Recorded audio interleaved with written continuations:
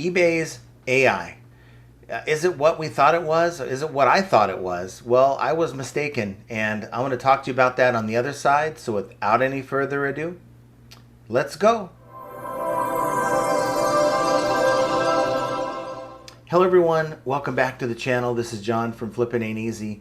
And in this video, it's sort of a rebuttal to the video I put out yesterday, afternoon, evening, depending on where you're at. And I was looking at some of the comments on that video and came across the comment from John M4802, and he said something that kind of opened my eyes for a second. And the comment was something along the lines of that he doesn't really use that feature, the AI item description feature in the app or on the iPhone or the Android, because it is nothing more than regurgitated information that is taken from the title and the item specifics and then balled into an item description that eBay serves up back to you.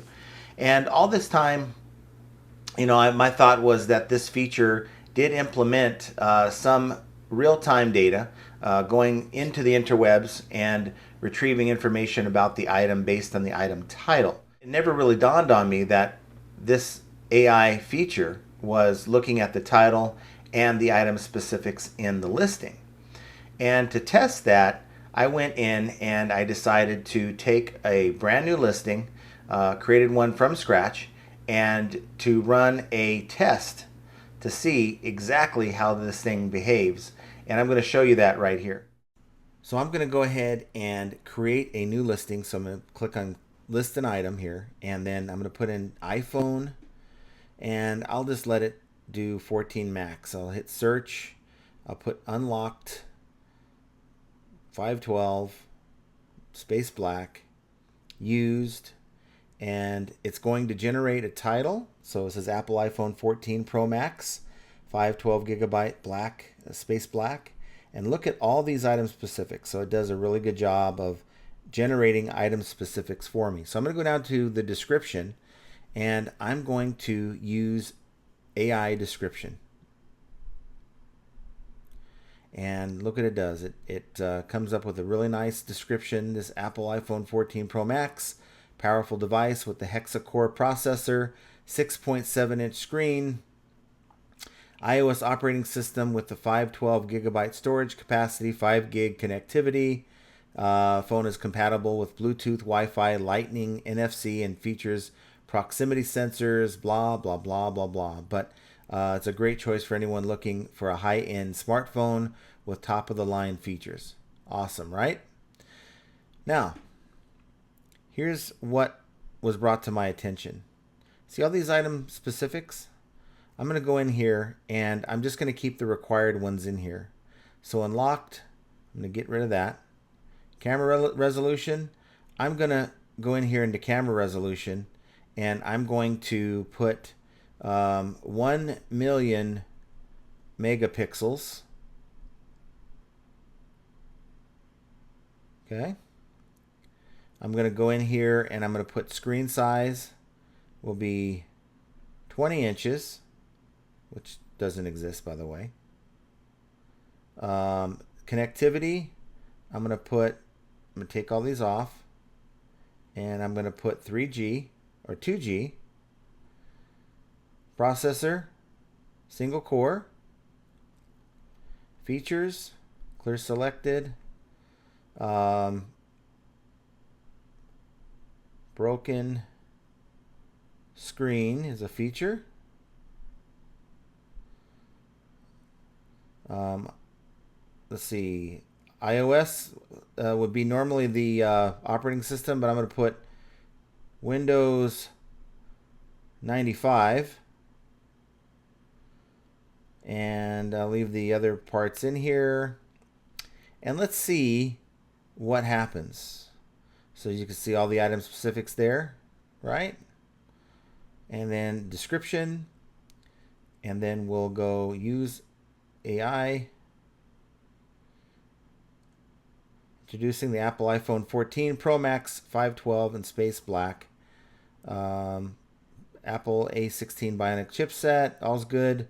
The 20-inch screen size offers a stunning display for browsing, streaming, and gaming. With 512 gig of storage capacity, you can store all your important files without worrying about running out of space. The device is unlocked, allowing you to use it with any carrier you prefer. Additionally, the smartphone comes equipped with a high-resolution camera that captures stunning photos and videos. The broken screen adds a unique touch to the device. Do you see that?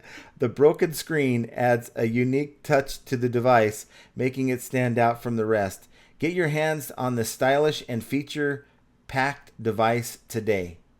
Now, unless you guys think a broken screen is a feature, this thing is nothing more than a choose-your-own-adventure book. You guys remember that from the 80s? As a kid, I used to love those books, but basically, you're just providing the nouns, the verbs, the whatever. Well, that's your item specifics. And apparently, this tool isn't really doing a whole lot of AI other than just formulating what you have in the item specifics and your title, kind of whipping it together and creating its own little item description for you. Now, there's good and bad to that. Now, the good thing is that you have some control over what the AI is actually showing your buyer. So if you're not filling in warranty information, that warranty information isn't going to be there. If you're filling out only the information that you know and you want the buyer to know about your item, then you really don't even have to do a whole lot of fact checking or proofreading as I thought you'd have to do in the last video. That's the good news. The bad news is if you're selling an item, let's say you do like I do, and that's find an item that's already sold, someone else sold, you piggyback off that with the sell similar feature, and maybe they have incorrect information in that listing. You don't correct that, and then you run this tool. Well, it's going to fill your item description with a lot of bad information, possible warranty information, maybe misinformation itself about the item, and that could lead to some item not as described. So it's still one of those features that I think most people who do not use an item description at all should be using, but I say that you need to still proceed with caution. This is a relatively new tool, and as Biff Boffo said in one of his comments on the video I put out yesterday, that we don't even know what type of glitches this AI has. So we might be just serving up a lot of problems when we use it. So proceed with caution. Just wanted to make this quick video to let it be known that this AI really isn't the type of AI I thought it was, and I think some of you may have thought it was.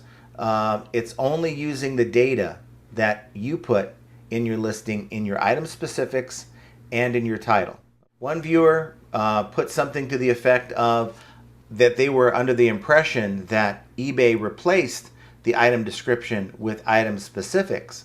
And item specifics has always been a way to sort the searches that the buyer has been given, so they can sort by color, by size, different things that are represented in the item specifics. And it has really nothing to do with the item description.